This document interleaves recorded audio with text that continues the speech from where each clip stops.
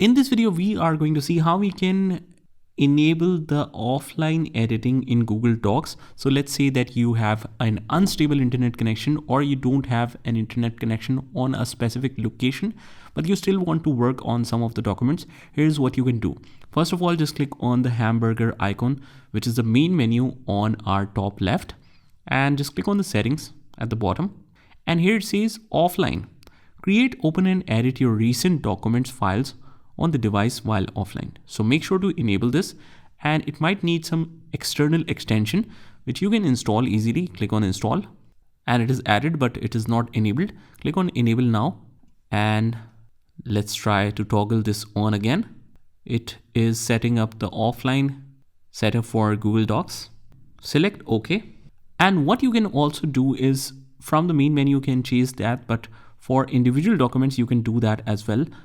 So let's say that main settings are not toggled on. So what you can do is for any specific document, you can take it as available offline, and it will be loaded as an offline drive where you can still access it if you have no internet connection.